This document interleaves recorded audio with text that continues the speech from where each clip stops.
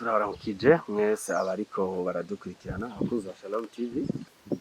Nkuko bisanzwe rero murazi ko twama dufise ibiganiro vyiza bifasha imitima yanyu.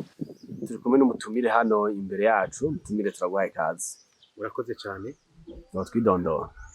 Ego, nitwa Emile Manirambona, aba nubatse, ndafise n'ikibondo. Ego, nkaba nkorera mu ishirahamwe yitwa Campus pour Christ mu Burundi. No musi rero uni ubutumire turi kumwe tugira tuganire kandi twizera ko ikiganiro tuzagira kizakurikirana ciza. Ikiganiro cacu kiza kuba gishingiye kuri theme cyangwa kuri sujet ivuga ku gikorwa cy'ivuga butumwa. Ariko baratwumviriza rero twagomba kubaza Emile bwa mbere. Emile tuvuga butumwa umuntu akwiye kumvira. Urakoze cyane. Tuvuze ivuga butumwa ni ikintu cyagutse cyane. Mugabo ikintu twokumva bwa mbere twumve yuko hariho ubutumwa bwiza buvugwa. Tuvuze ubutumwa bwiza muri make ku bantu b'Imana, ubutumwa bwiza muri rusangi ni inkuru nziza ibwiwe abantu.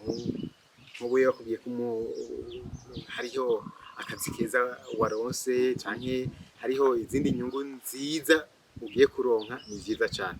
Mugabo mu vyerekeye ijambo ry'Imana, tuvuze ubutumwa bwiza twumva KRISTO n'igikorwa ciwe yakoze.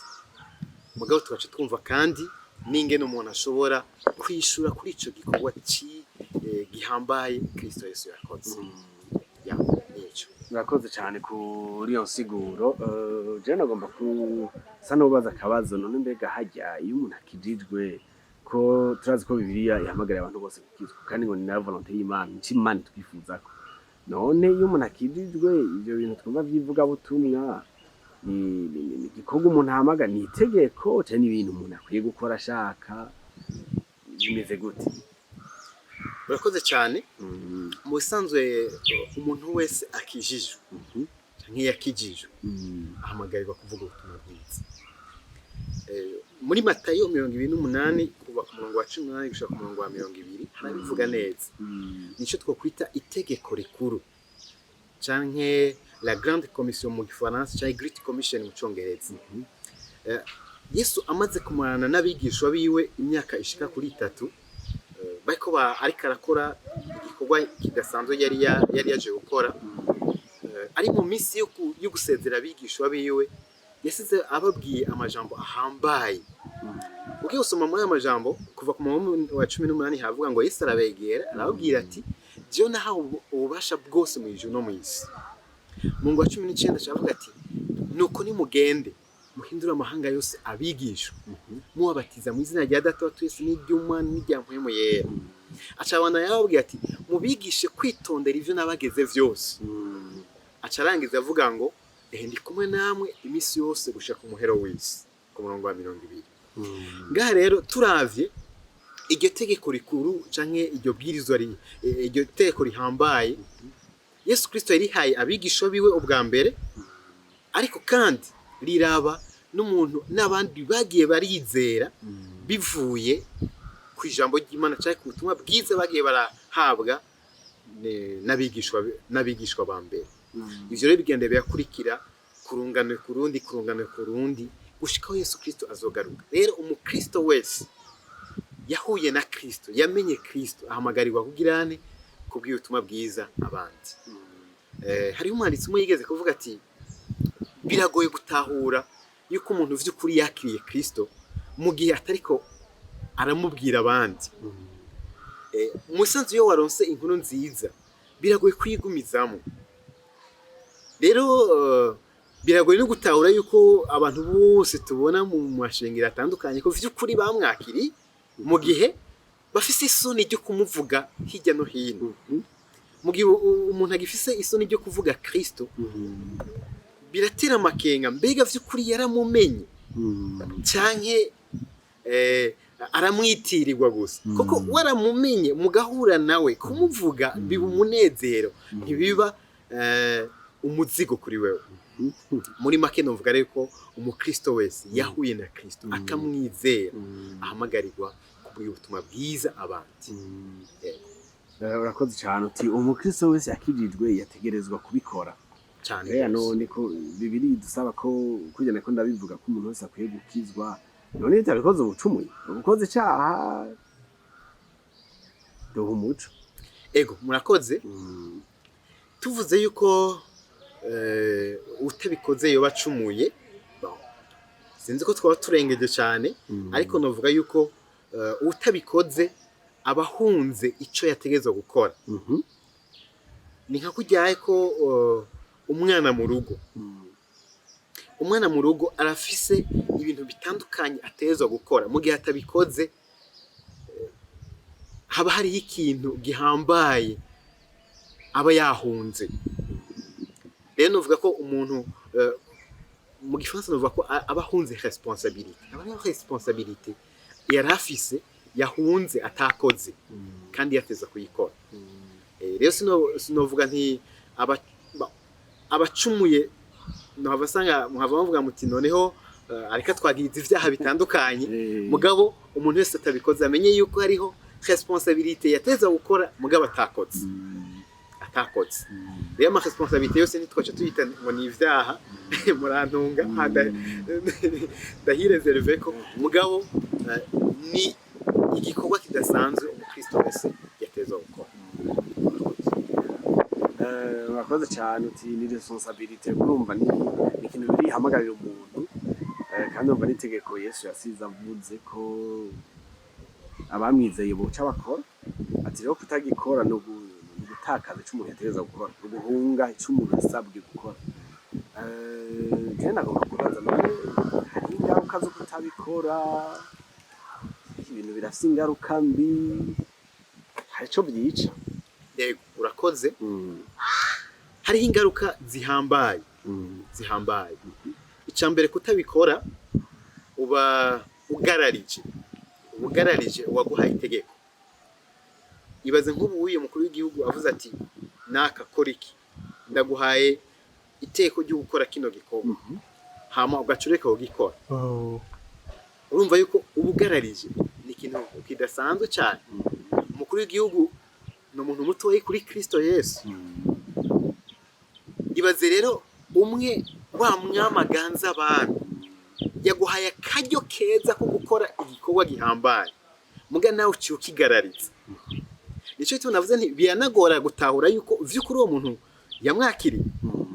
Kubera iki? Kubera kubikora wari umunezero kuri uwo muntu, wari umunezero. Rero icya mbere kutabikora umuntu abagararije uwamuhaye iryo tegeko. Icya kabiri dutaruye yuko hariyo abantu benshi bariko barapfa batamenya umukiza, batakiriye Kristo, kuko bataronse umuntu ashobora kubabwira ivyo Kristo. Munyemerere ndababwire gatoya agakuru kamwe ko umupastori yigeze kuba akunda kubwira ubutumwa bwiza abantu. Misi yose kwa Mungu akagenda kubwira ubutumwa bwiza abantu mu mihana itandukanye ajanye n'umwana wiwe.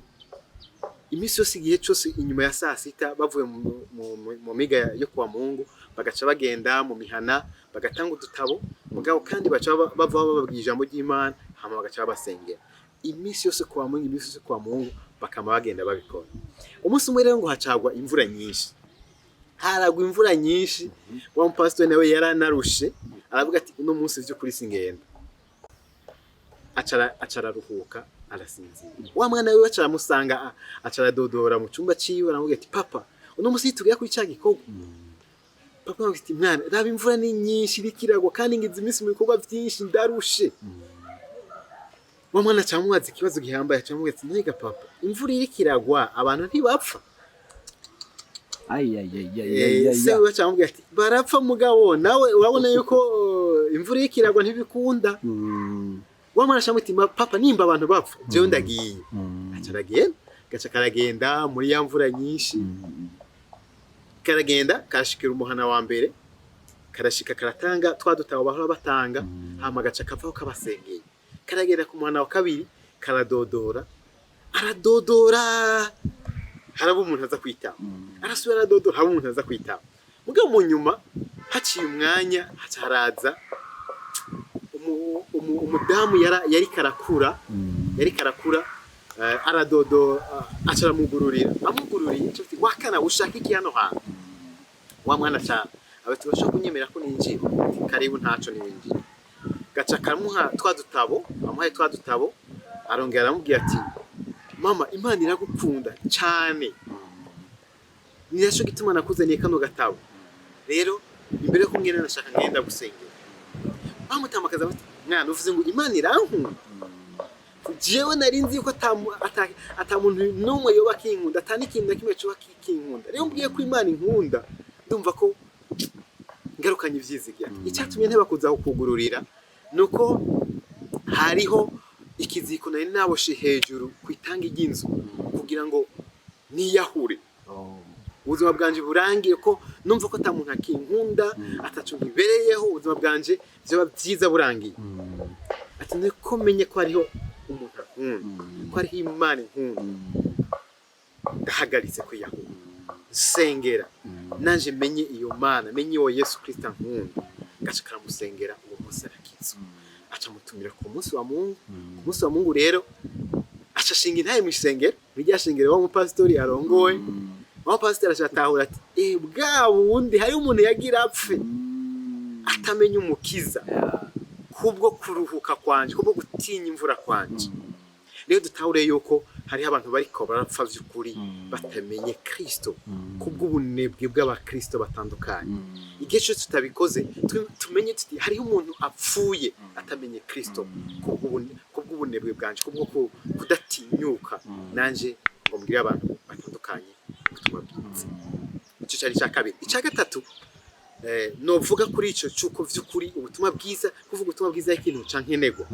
nuko mwishengero mana mwishengero hari abantu bashaka kwimvira yuko kuba mwishengero mu mpome zine twumva ko ari ikintu kidasanzwe oya si ikintu gihambaye cyane ahubwo ikintu gishobora gutuma ishengero ryaguka kandi rigiye akanovera nuko abantu bari mwishengero basohoka hanze bakagenda mu mihana itandukanye bakabwira ubutumwa bwiza maze abakiriye Kristo bakaza mwishengero novuga rero ko ica gatatu gituma twavuga ko gituma iki kintu kiba ikintu cihuta cyane ari uko ishengero ryaguka ishengero rya Kristo ryaguka abantu benshi bakamenya Kristo ishengero rikaguka ibikorwa bikoroha hama twese tukumva ko tugize umubiri cyanyuma norangiriza ko nuko bituma Kristo agaruka hakirika kuko Kristo azoza ariko abantu benshi bumvise ubutumwa bwiza atari ko bose babwakiri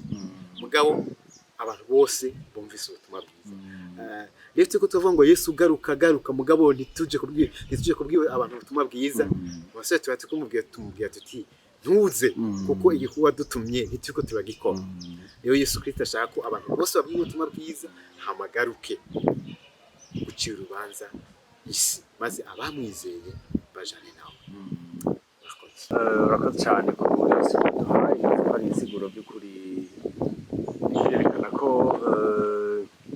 hari cyihuta rero Jean ko bariko murabivuga nyabona birihuta je nagomba gusana no kubaza ariko uravuga ko byihutirwa mbega none kumengo none biragoye kubona abantu batakijijwe kubona abantu batakijijwe urumva twebwe abantu batakijijwe hari ikibazo ko ari abantu batinjira mu isengero ngaho kino gihe urabona byacanganya abantu bose barinjira mu isengero utinjira aho sengera yinjira ahandi mbega nyine umuntu atakijijwe uwo mumenya gute urakoze cyane uvuze umuntu atakijijwe hariho igihe dushaka kwiyumvira yuko abantu bose bakijijwe abantu bose baza mu rusengero bakijijwe mugabo sivyo abantu bose baza mu rusengero bakijijwe hari n'abantu biyumviye yuko bakijijwe mugabo batakijijwe no kuvuga ko mu kuvuga ubutumwa bwiza nta na hamwe twimiriwe umuntu wese wamubwira ubutumwa bwiza umuntu yipima kuri bwo nihavuga ati by'ukuri narakijijwe cyangwa se nakizwe rero mu rusengero harimo abantu bakeneye ubutumwa bwiza, hanze harimo abantu bakeneye ubutumwa bwiza, ariko kandi twumviye ko hariyo n'abantu batigera baza mu rusengero batana umugambi ufite wo kuza, bakeneye ko umuntu abasanga iyo bari. Abantu bose rero bakeneye ubutumwa bwiza, kugira rero umuntu amenye ko umuntu yakijijwe, ni byiza ko aba afite intahe by'ukuri, mbega yahuye na Kristo gute? Haraho yahuye na Kristo yahigeze amwakira by'ukuri nk'umwami n'umukiza mu bugingo bwiwe, byagenze gute? Ashobora kuba yibuka umunsi n'isaha cyangwa atibuka umunsi n'isaha, mugabo akibuka ati hari igihe iki n'iki n'iki by'ukuri twarahuye na Kristo. Kuko ivyo ntibigoye. Ndaguha akarero gatoya kumufasha kubitahura. Musanzwe hariho muri biology baratubwira neza ikinyabwoya. Oni ikinyabwoya. Ariko ni ikinyabwoya gihinduka kikaba ikinyugunyugu. Ni reaction itangaje cyane, aho igikoko kiba cyarikiye mu nyuma kigahinduka ikindi. Rero ikinyabwoya hagera igihe gahinduka kikaba ikinyugunyugu. Nico kimwe n'umukristo. Musanze iyo umuntu yahuye na Kristo ahinduka icyari mu gishasha. Nta muntu mbega wowe ikinyabwoya washaka kugifata cyo kimwe n'ikinyugunyugu washaka kuvyitiranya. Biratandukanye cyane. Rero umuntu yakijwe n'utakijijwe baratandukanye cyane, kuko umwe ni cyari mu gishasha, ubundi si cyari mu gishasha. Ko ubaraba gutyaye mu buryo bw'umubiri washaka kutabibona, mugabo mu buryo bw'impemu by'ukuri abo bantu baratandukanye. Muganiriye ukamubaza umwe, ukamubaza intahe yiwe, nta mukanabirabira n'ingene vy'uko ubuzima bwahindutse, urabona ko vy'ukuri uwo muntu yarahuye na Kristo canke arahuye na Kristo. Nivyo bintu bibiri, intahe hamwe n'ubuzima buhindutse. Murakoze cyane. None ko bamutumire ubutumwa twabubwira abantu bose, twabubwira abana n'abakuze, hari imyaka guhera ko twabubwira abandi. Umuntu wese aciye ubwenge ashobora gufata ingingo, arakeneye kubwirwa ubutumwa bwiza. Hariho bajya abana baba bataraca ubwenge, urumva turashobora kubabwira bakamenyera kumenya ijambo ry'Imana, twababwira inkuru, mugabo biragoye ko bafata ingingo by'ukuri kwakira Kristo. Kuko kwakira Kristo bisaba ko umuntu aba yabitahuye. Biza ko utahura by'ukuri Kristo, ugatahura igikorwa yakoze, hama ukavyumva ukizera ibintu by'ukuri byo. Kuko hariho ubutumwa novuga ko buba bugoye kumva ko vy'ukuri umuntu yakiye Kristo, mu gihe yabwiye ubutumwa butari bwo. Akizera Kristo, akavuga ko yizeye, mugabo yizeye ibintu bitari byo. Ni byiza ko umuntu yizera Kristo biciye mu butumwa bwiza bw'ukuri. Yego, ubundi bwo wava usanga yizeye ibindi bintu atari ubutumwa bwiza. Akavuga ati yizeye nk'ubu ndaguha akarero. Umuntu avuze ati jewe ko mbatijwe ndakijijwe. Urumva yizeye yuko kuja mu mazi gusa arivyo bituma akizwa. Gusa ubutumwa bwiza. Nk'umuntu yizeye yuko kuba akora ibikorwa vyiza byo mu rusengero, ivyo bikorwa vyiza bituma yemerwa n'Imana, bituma yemerwa ko akijijwe. Gusa ubutumwa bwiza. Ibi byose nariko ndavuga ni ibintu bija gukenerwa inyuma yo kwizera. Kubatizwa ni vyiza, mugabo kubatizwa bikenewe ku muntu vy'ukuri yamaze kwizera Kristo, yamaze kumva ubutumwa bwiza, hama kumva yuko yizeye Kristo. Amaze kwizera Kristo nabatizwa. Amaze kwizera Kristo nakora ivyo bikorwa vyiza. Mugi ibikorwa vyiza umuntu abikoze atizeye Kristo, biba bisa no mu atlete yagiye mu mahiganwa, mugabo atigeze aja ku rutonde rw'abariko barahiganwa. Ni babandi rero Yesu Kristo azovuga ngo bamwe bazovuga ngo mwami twavugishwa nawe, twakora ibi n'ibi mu izina ryawe, ngo muge naho ngo azovuga ngo sinigeze ndabamenya. Kuko abo bantu barabikora n'ivyo, mugabo babikora batazwi n'Imana. Ico kintu rero kirahambaye. Ni viza yuko umuntu abanza kumenya igituma kwiye kwizera Kristo, hama akamwizera. Amaze kumwizera akabandanya gukora bya bikorwa vyiza bitandukanye. Nico muri rusange. Murakoze cyane. Ngira ngo mu kurangiza turaza gusa n'ababaza namwe Kristo aho mwahuye gute, ninde yamubabwiye, ngira ngo turaza gusa n'abakirangiriza ko ariko tutarashika ngaho mbega hari amakosa umuntu yo kwirinda muri ico kintu kijanye n'ivuga butumwa tubwiye ko ubutumwa dukwiye kubwira umuntu akuze ashobora gutahura ibyo umuntu akuze nayahe makosa umuntu yo kwirinda muri ico kintu kijanye no kuvuga ubutumwa. Urakoze cyane. Imbere yuko tuvuga amakosa umuntu yo kwirinda ndashaka mvuge dabo ubwa mbere mbega ni gute umuntu yoshobora kuvuga ubutumwa bwiza sinzi kugira ngo umuntu avuge ubutumwa bwiza icya mbere ni uko aba atahura ko ari umukristo kuko utazi neza ko umukristo ni gute wajya kubwira abandi kristo ngaho wowe rero mu makosa umuntu yirinda ni uko mu gihe utaramenya ko uri umukristo ntibikeneye ko ujya kuvuga ubutumwa bwiza yego kuko ivyo ujya kuvuga si ubutumwa bwiza ko na wewe nturabumenya mu gihe utarabumenya banza utuze ubanze nawe ubumenye hama ubone ko ujya kububwira abandi. Ikindi cya kabiri iyo umuntu akijijwe turabizi yuko birashobora gushirwa asanga hari icyaha wakoze hariho intege nke nawe wagize ni byiza yuko ubanza kwezwa ubanza gusaba Imana ikakubabarira ahantu wagize intege nke hatandukanye. Kubera iki? Kubera Satani ashobora kwereka yuko uri umunyantege nke yuko hari icyaha kanaka kitababariwe mu buzima bwawe yuko nawe udakwiye kujya kubwira ubutumwa bwiza abandi. Mugabo kuba twarakijijwe washaka kugira intege nke ngahaye Satani yo ntakwiye guca atwereka yuko atajambo dufise kubwo icyo cyaha kanaka kitababariwe ahubwo tubanze gusaba Imana tubabariye icyo cyaha hama tubandanye tugende tuvuge ubutumwa bwiza twidegenza. Ikindi kintu kigira gatatu umuntu akwiye kumenya mu kuvuga ubutumwa bwiza nuko umuntu aba yuzuye mpemu yera. Tuvuze ko uzuye mpemu yera no kuvuga kurongorwa no gushobozwa na mpemu yera kuko mpemu yera niwe aduha inkomezi zo kuvuga Kristo ni nawe yemeza abantu tuba turiko tubwira ubutumwa bwiza ivya Kristo kuko twebwe ntitwoshobora kwemeza abajya abantu mu nkomezi zacu mugabo tuzuye mpemu yera amajambo tuvuga agira ubushobozi bwo kwemeza abantu maze bakizera Kristo. Icya kane ni biza ko uwo muntu aba yiteguye. Tuvuze kwitegura novuga ko no kwitegura mu buryo bw'ijambo arafise icyo kuvuga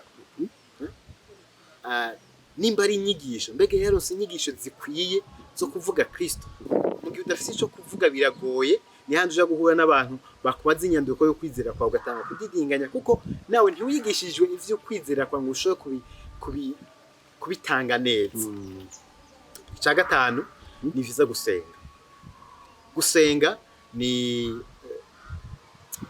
ikigwanisho gihambaye imbere kuja kubwira abantu ivy'Imana ahubwo ni kubanza kubwira Imana abantu bayo ko tugiye kubabwira ivyayo kugira ngo ibategure mu mitima yabo ibakoreko ibahingure hama tugiye kubabwira ubutumwa bwiza dusange dushikiye ku mitima vy'ukuri iteguwe n'Imana. Ntambuko ya gatandatu nuko tugendiye abantu bari tukabasanga iyo bari.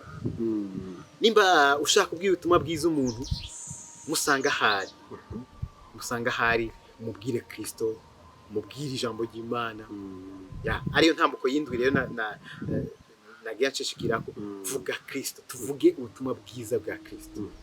Hari ibintu abantu bavuga ngo ubutumwa bwiza mugabo atari bwo nabivuze kandi tuvuge ubutumwa bwiza tuvuge musanze nta butumwa bwiza butubakiye kuri Kristo. Muri make ushaka kuvuga ubutumwa bwiza vuga Kristo naho woba atanyigisho nyinshi uraronka genda uvuge Kristo kujya wamubonye.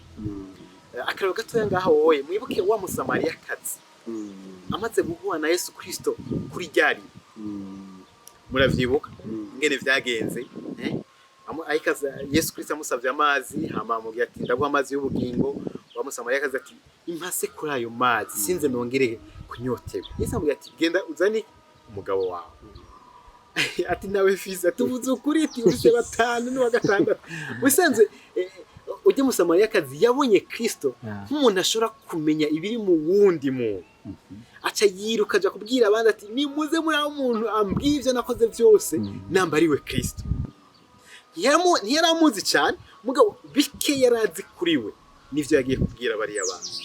Natwe mu gihe tutaronka inyigisho nyinshi vyerekeye Kristo, tuvuge Kristo uko twamubonye, aho kuvuga ayandi majambo atandukanye dushize inyuma Kristo, tuvuge Kristo uko twamubonye, ingene yahinduye ubuzima bwacu, dushingire ntaho abandi n'abazomwizera. Kuri ico rero reka nce ndugiraho nca mvuga amakosa amwe twokwirinda mu kuvuga ubutumwa bwiza. Hariho uburyo bumwe usanga abantu bamwe usanga bakoresha mu kuvuga ubutumwa bwiza, mugabo vy'ukuri usanga butaza n'umusaruro mwiza. Dufate nka hajyaye uriko bavuga ubutumwa bwiza nko mwibarabara, uri kuragenda ata muntu numwe uri kurabwira, abantu bariko barirenganira, umwe wese ari mu vyiwe, naho uri kurababwira, uri kubavuga, sineza ko ari uburyo bwiza vy'ukuri bwo kuvuga ubutumwa bwiza. Ahubwo nimba ushaka kubwira ubutumwa bwiza abantu, ukabasanga iyo bari, basanga aho bari, hama ubaka umwanya, bashaka kumpa iminota 5 tuganiye, bashaka kumpa iminota 10 ico tuganiye, hama guha ako kanya umubwire ivyo vyose wumva ku mutima wawe. Aho yashaka kuronka umusaruro gusumba ko hagarara mwibarabara uvuga nkaho umenga nta muntu numwe ariko arakumviriza ngo yani. Ahubwo ni handi usanga bari mwacu bavuga ati abakizwa none nabasazi. Si vyiza, ntibitanga iteka ku bantu bamenye Kristo. Ucumenga kuvuga ubutumwa bwiza n'ibintu bidatumbereye, bitari organize, bitari ku rutonde. Rero kuvuga ubutumwa bwiza bikwiye gukorwa neza mu rutonde rwiza, umuntu ukamwegerera, mukaganira, ukamubwira ivya Kristo, hama ukamuha n'akaryo ko kwakira Yesu Kristo. Mugabo tutahure yuko si igihe cyose bazomwakira, hari igihe batazovyumva, mugabo twebwe icyo twateza gukora n'iki, no kubabwira vya Kristo, no kubabwira Kristo. Kumwizera si wa cacu, ni Imana yemeza abo bantu. Kandi simpaka bose bazomwizera.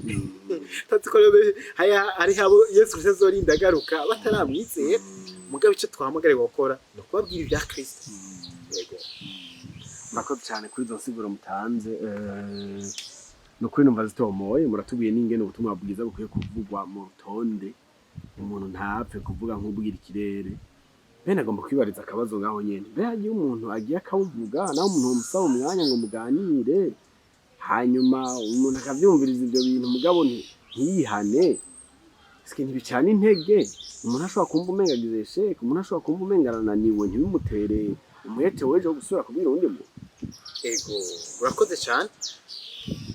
Birashoboka gucika intege, ariko zo dutahure yuko tutaza tubaye aba mbere. Na Yesu ubwiwe ntiyigeze ariko gucibwa intege. Murazi ko bamwe bamutuka, bamufata nabi, kandi twibuke ko n'abatwitangiye imbere, intumwa za mbere, ntivyazoroheye. Bamwe barakubitwa, ba Pawulo muri ukingere bakubitwa, bagapfungwa, bagafatwa nabi. Ba Petero ugiye kuraba ugasesangura ingene intumwa za mbere zarangije, bamwe bapfuye bababambye ku musaraba, bamwe bacuritse, abandi bakabakubita gutebaho bapfa bahoga ubutumwa bwiza. Abo rero vyarabanezera gutukwa, kwicwa, bahogwa ubutumwa bwiza. Niteka kuri twebwe niyo batwanka batuziza kuvuga ubutumwa bwiza. Niteka kuri twebwe niyo batwica baduhoye ubutumwa bwiza. Ziriya ntumwa za mbere bumva ko ari akaryo keza baronse ko kuzira Kristo. Ico natwe muri kino gihe tukavyumva ko ari faveur cyangwa privilege Imana itugirira igihe duhaye akaryo keza ko kubwira ubutumwa bwiza. Naho boduhama, naho bodukubita, naho botwishura nabi, ntibiduce intege, ahubwo dukomere, dutanga ko tutarabambere kandi tutari n'abanyuma. Yego, hambavu yabo hariho bamwe bazokwizera. Hari abashobora kwizera uwo munsi, hari nabo bazokwizera haciye igihe kitari gito. Ndamaze kumva intaye zitari nke z'abantu umuntu usanga yarumvise ubutumwa bwiza iki gihe, mugabo ntashoke yizera Kristo muri ico gihe. Mwaka azokwizera haciye iminsi kubwa rya jambo yumva,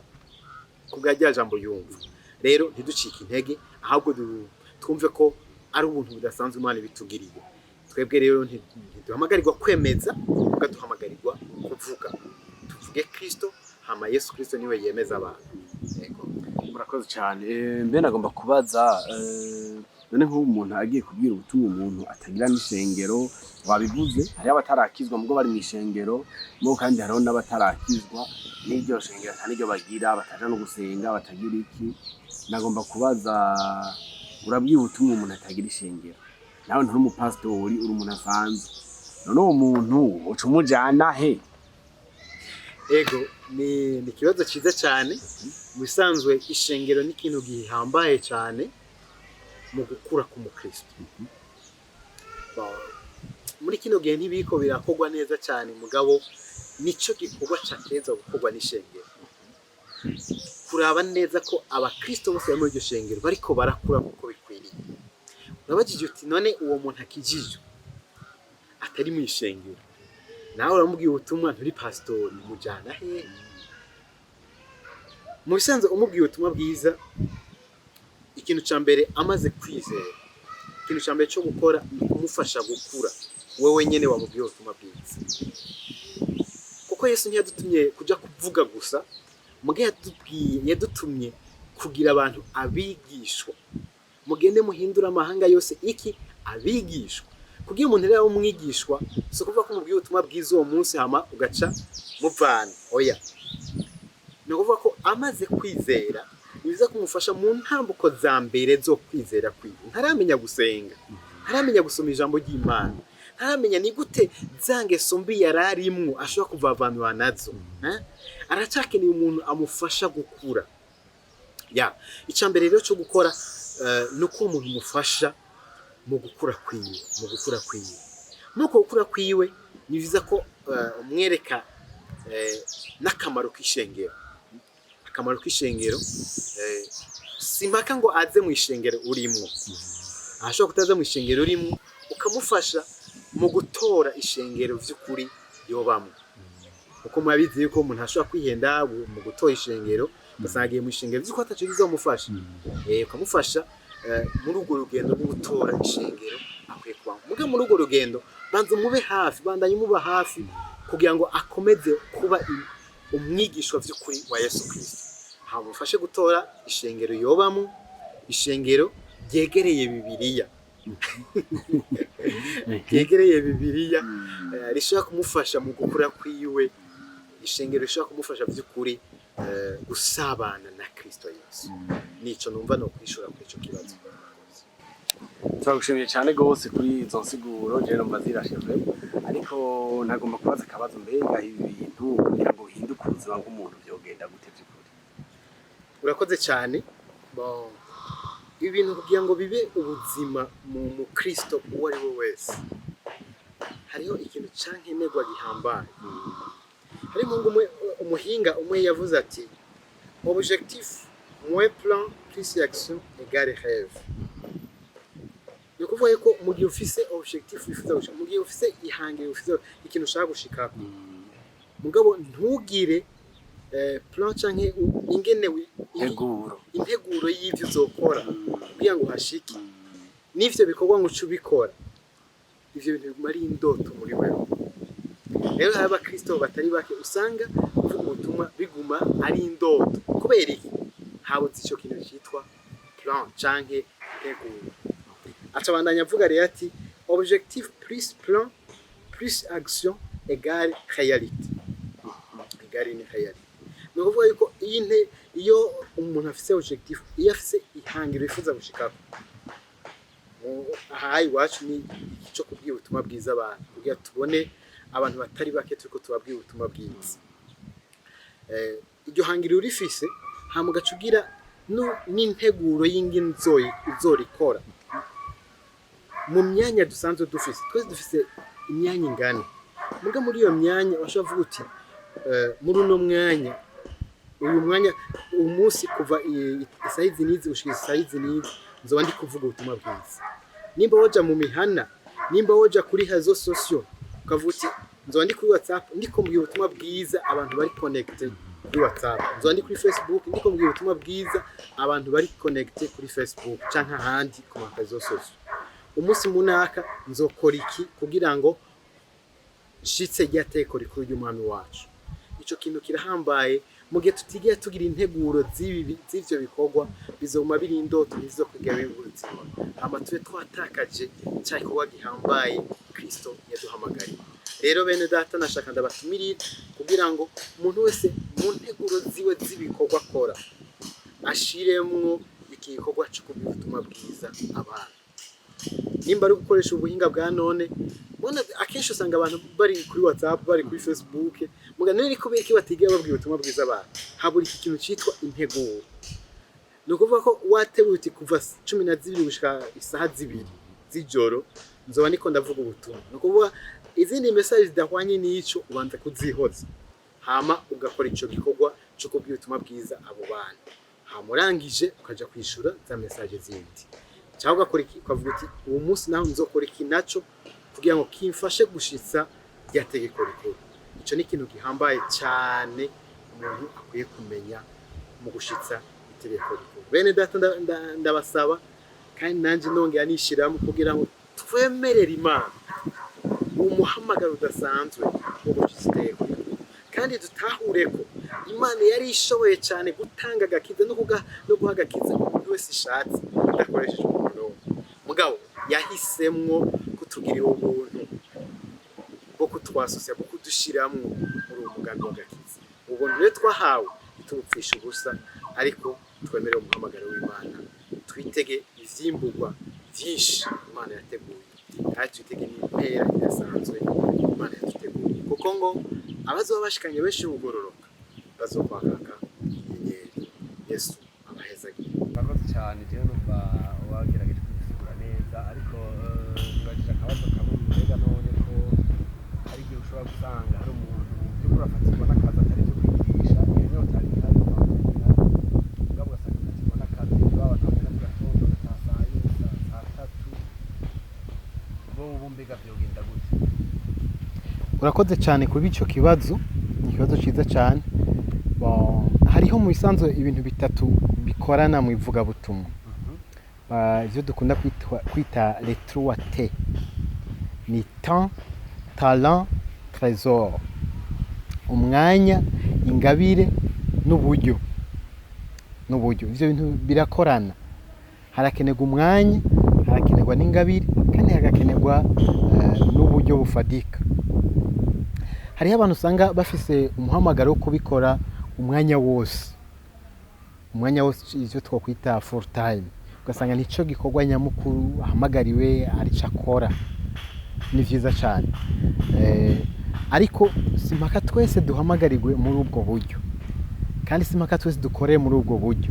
Hariho abandi Imana yahamagariye kuba mu bikorwa bitandukanye kandi vyingira akamaro mu gihugu bikenewe, ugasanga umwanya kuja gukora cyo kivuga ubutumwa uhagize nubwo yavyifuza, ugasanga si munini. Hari ikintu kiba gikenewe cyane, nuko ashigikira ibikorwa vy'ivuga butumwa. Gushigikira mission ni ikintu gihambaye cyane mu bakristo. Umuntu ashobora gushigikira ibikorwa atanze uburyo bwiwe, ashobora gushigikira agatanga ikintu kanaka gifadika kugira ngo ashigikire abantu bariko bakora muri cya gikorwa.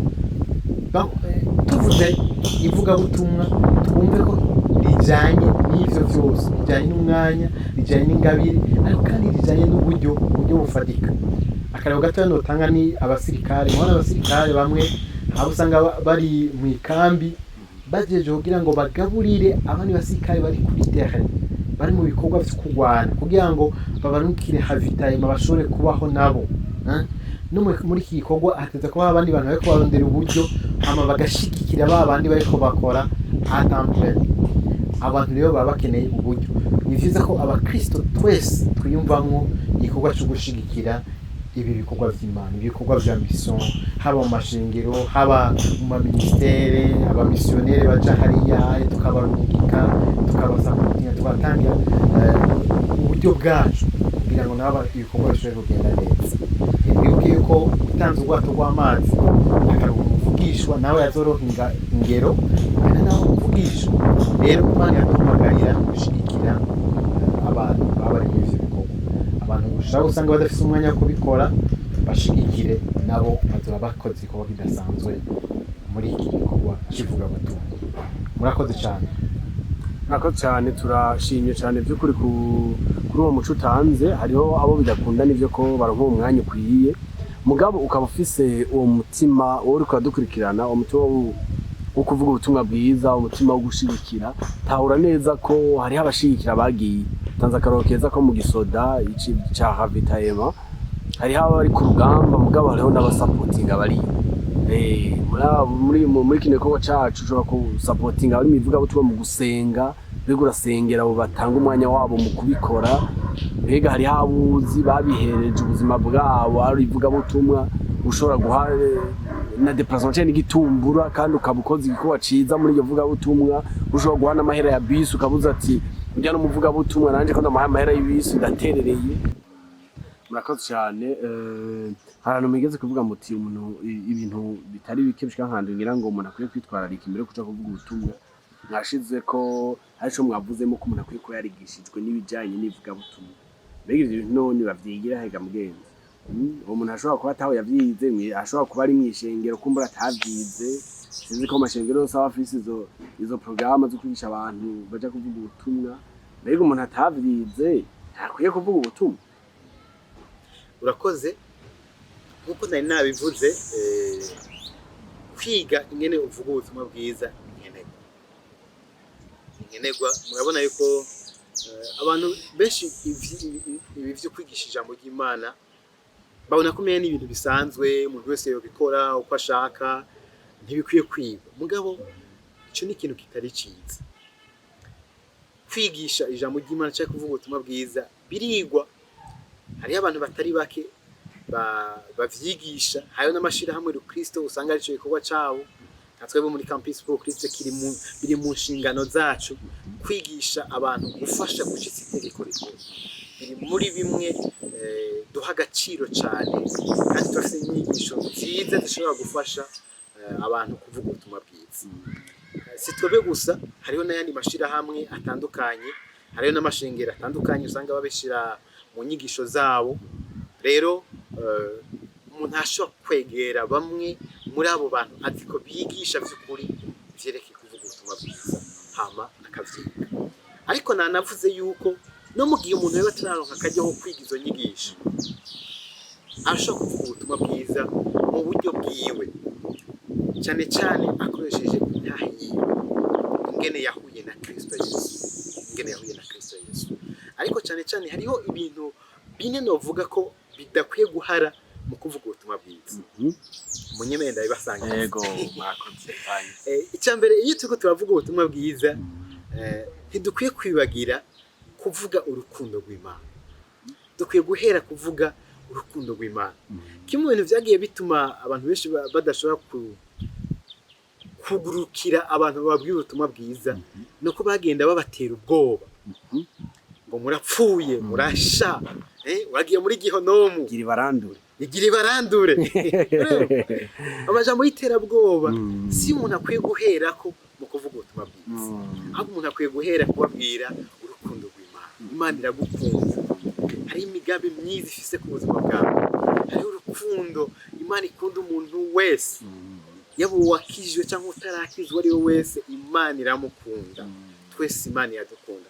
Wibuke muri Yohana igice cya 3:16 aravuga ngo kuko urukundo Imana ikunda abari isi, ariko bwatumye itanga umwana wayo w'ikinege kugira ngo mwizera wese ntazapfira, ariko ahabwe ubudashira. Rero turabona ko abantu bakwiye kumenya urwo rukundo ubwa mbere rw'Imana. Nico kintu cya mbere dukwiye kubwira abantu, kubabwira ubutumwa bwiza. Ariko kandi icya kabiri umuntu akwiye kubabwira nuko nubwo Imana ikunda abantu, umuntu yaragararije, umuntu yaravuye ku Mana, umuntu novuga ko yarahushije inzira Imana yari yaramuremeye. Ni byiza ko umuntu icyo kintu atagitahura ko yabaye kure y'Imana. Aho yavuga ngo hamwe twari tugipfuye twishwe n'ivyaha, umuntu yarapfuye aba kure y'Imana kubw'ivyaha vyiwe. Ni byiza reko umuntu iyo turiko tubabwira ubutumwa bwiza abantu, tubereka yuko abantu bose Abaroma 3:23 babivuga neza ngo bose bakoze ivyaha ntibashikira ubwiza bw'Imana. bivuze ko dutahura yuko biciye muri Adamu, kuba Adamu yagararije Imana, yamugararizo natwe uradufata, twabaye abagararije, twaracumuye, twatandukanye n'Imana, hari ikimanga kinini kidutandukanya. Ni byiza rero ko iyo turiko turavuga ubutumwa bwiza twibuka yuko nubwo Imana idukunda hari ikidutandukanya nayo, arico citwa icaha. Igihe turiko turavuga ubutumwa bwiza tukibagira icaha yuko ari ingorane ihambaye, naho nyine tuba twaciye kure. Icya gatatu dukwiye kubwira abantu nubwo hari iyo ngorane ihambaye, hariho inyishu iyo ngorane ihambaye. Iyo nyishu nayo ninde? Ni Kristo Yesu. Kristo Yesu yaje nk'inyishu, niwe nzira yonyine ishobora kuduhuza n'Imana, igatuma tumenya rwa rukundo mu buryo bwuzuye, wa mugambi w'Imana kuri twebwe, cya kintu Imana yaturemera cyari icyahe. Ni Kristo Yesu rero yaje akariha wa mwenda w'icaha wari kuri twebwe, akaduhuza n'Imana. Iyo turiko turavuga ubutumwa bwiza rero tubabwira abantu ibya Kristo ingene yaje nk'inyishu ya cacaha, nk'inyishu ya ca kibazo cadutandukanya n'Imana, hama akaza akemera kuba mu gishingo cacu kugira ngo turonke agakiza. Mwibuke yuko muri Yohana 1:12 havuga ngo abamwakiriye bose yagize ene, yabahaye ubasha bwo gucika abana b'Imana. Mvuga rero icya kane umuntu adakwiye kwibagira ni uguha akaryo abantu ko kwakira Kristo. Dukwiye kwakira Kristo kubwo kwizera. Kumenya ivyo vyose ntibihagije, birakwiye ko umuntu agira yizero wa Kristo. Kuko urabona nk'umuntu akubwiye ati iyi nzira, iyi bisi iragushikana muri ville, ntugushitsa muri ville, birakwiye ko ufata iyo bisi ukayinjiramo ufise amajana 550 hama ukabona kugirane gushika muri ville. Iyo tumenye ko iyo nzira zishikana mu ijuru ari Kristo, tutamwakiriye, tutamwizeye, ntidushika muri bwa bwami bw'ijuru, ntidushika mu ijuru.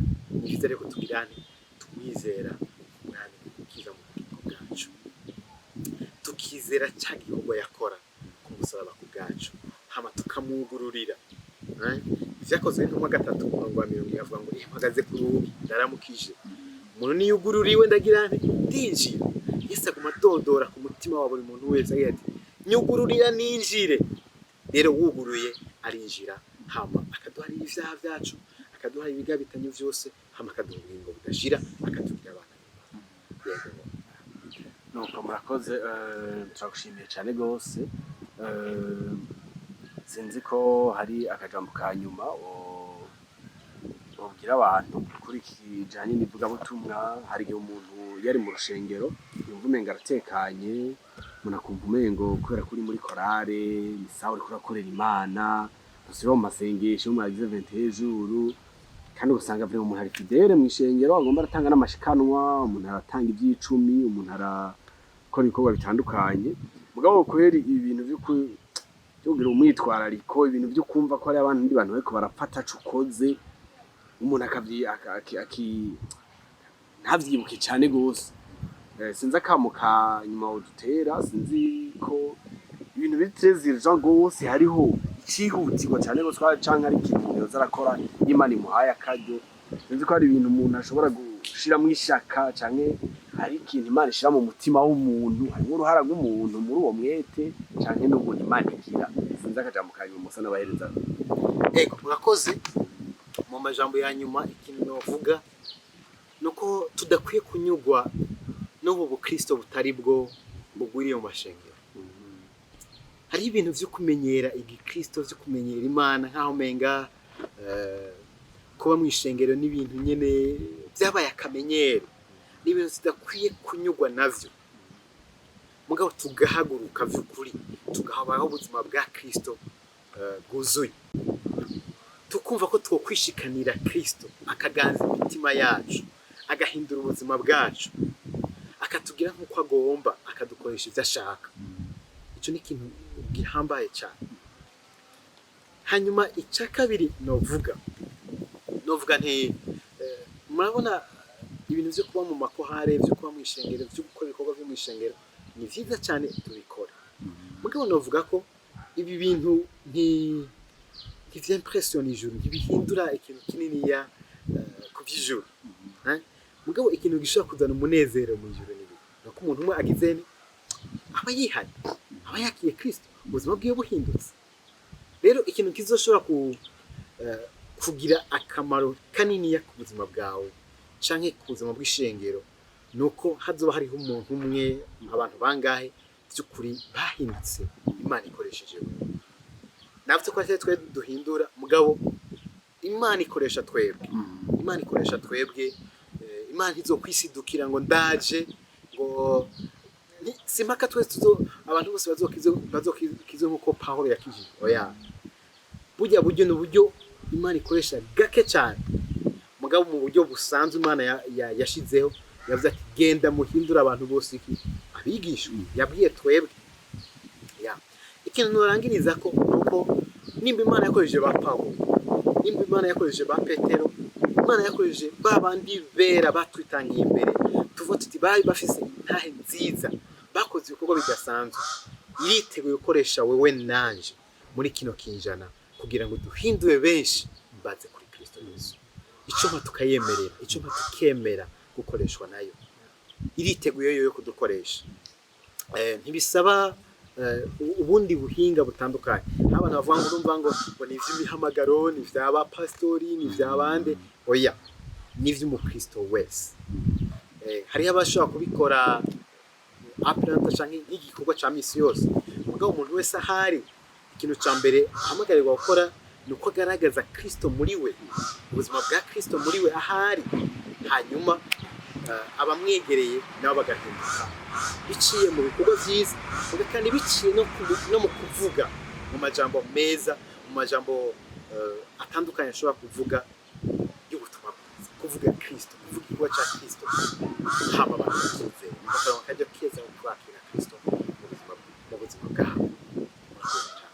bwabo cyane turagushimiye ku mwanya watanze kandi no kuri amajambo turangirije twizera tukikiranya ko abantu muri kumurakwirikana kino biganiro ushobora kuba ari witekaniye wumva umenga ko wakijijwe wewe byarahejeje ibyo kwigira mu ijuru urindire ko Yesu aza canke upfuruze kumwe tubibwirwa ariko birumvikana ko ni igikorwa umuntu akwiye gukora umuntu ntanezerererwe wo muhamagaro gusa umuntu ntanezerererwe umunezero uko umuntu yakijijwe ari mu rugendo ruja mu ijuru mugabo yumve ko hariho abandi bamukikuje muri bo harimwe abo tuvukana harimwe abahunkire bacu harimwe abatante bacu ubu bari umubabaro ukomeye turiko tuja mu ijuru nabo bariko baja mu muriro ko baragahinda gakomeye cyane tuzi aho twavuye mugabo ntituhavuge ntitwaba tunabakunda na gatoya rero Imana iguhezagire wakoze kuduha umwanya wawe twizera ko kino kiganiro kizogira akamaro atari bake Imana igumugisha amen murakoze namwe murakoze kuntumira Imana ibahe umugisha cyane